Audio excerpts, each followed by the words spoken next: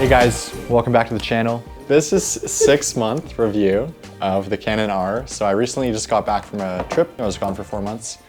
And we wanted to do a 6-month review after I shot like 15,000 images and actually like had a true trial and error test on this, camera. So something I learned literally today is, which is probably hilarious because I've been shooting with it for 6 months, it's fine, is this is a adjustment, and you can set it to anything. So it's like ISO, shutter, aperture. Listen to clicking. It's so good. So I'm just going to talk about pros and cons of the EOS R. So in the last video, this one here, I talked about how terrible this was. Close up, but it's got this weird touch sensor shit that I'm not a huge fan of, but other than that, the body feels nice, solid. That's like the only thing that I like. Literally is kind the of only a downside, thing. and I think I read some articles about it. It's like the touch on the very back right here. Yeah, it's It'll super show weird. it in depth. Canon was saying that that was their test of like a new design on their camera, and then they just never ran it since. I wonder. I think it's pretty obvious why. Because it's just not practical. Like you have to slide. Like you have to like slide your finger. So sensitive too. And it's like, it just doesn't work. And I respectfully disagree.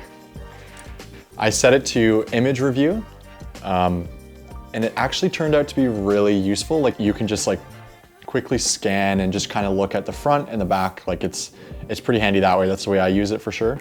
And I also really love how the autofocus and the autofocus points are so easily changeable with the touch of your screen. So I'll be shooting normally and I'll drag my thumb around the whole time, and it's so lightning fast. Like I was initially, when I purchased the camera, expecting to use this as your kind of where you change the points, and like that's where I said it might be literally impossible.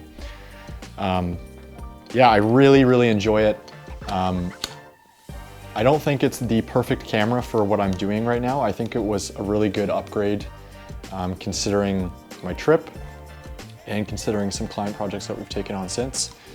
I'm gonna continue to research and do some more exploring with a better body. I think I need something with better low light performance and without a 4K crop, because those are the two things that are really hard on this camera. I don't know if it's my shooting style, my editing style, or if it's just the camera that has like terrible low light performance. It's a full frame camera. I was thinking it would be a little bit better than it is.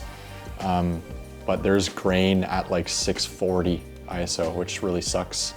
I do have a native lens on. I said I was gonna get a native lens and I ended up getting one. I got a 15-35 2.8. And this was like a game changer. I couldn't have done the work that I did overseas traveling without this lens. So I'm really happy with the images that I produced from that trip because of this lens. However, the RF mount only has, it's so hilarious. We were looking at lenses today and we were trying to find a wider RF mount lens, like a 10 or a 12, like as a prime lens.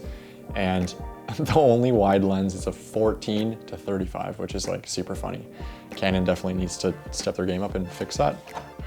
But yeah, other than that, I'm really happy with the camera. Like I said, I don't think it's my forever camera, but it honestly, like I was in 6 different countries. It saw sand, it saw rain, it saw a little bit of snow, it saw like ocean water splashing on it from a boat. Like this camera has literally been through the trials and tribulations, and it hasn't died on me at all. It hasn't quit on me at any situation. Yeah, I do wish the autofocus was just like a little bit better, but the points are so varied. Like you can kind of miss it by a hair, but still get it. Like, yeah, I think overall this camera is like a pretty good option for people, depending on what you're doing. I always recommended the Canon R5 a lot from friends who were shooting Canon, just because it's that much better of a professional camera. But if you're doing like, you know, I shot travel content with this stuff, I shot some vlog stuff, I shot some client projects. And it's still really compact and in a really good place. It's a lot more affordable now than it was 6 months ago. I think the price dropped probably 500 bucks. Yeah, overall, I'm pretty stoked with this camera. But yeah, that's pretty much all I'm thinking about is just the ISO, and if you have any solutions, please leave them down below. And the 4K crap. But yeah, other than that, yeah, like coming back to what I was talking about with the sharpness, I was shooting some guitars and we were using an external flash, and the images turned out like super sharp. So that's where like I'm a little confused with the disconnect between the ISO, like how grainy it is, and then like a little bit of a soft focus every once in a while.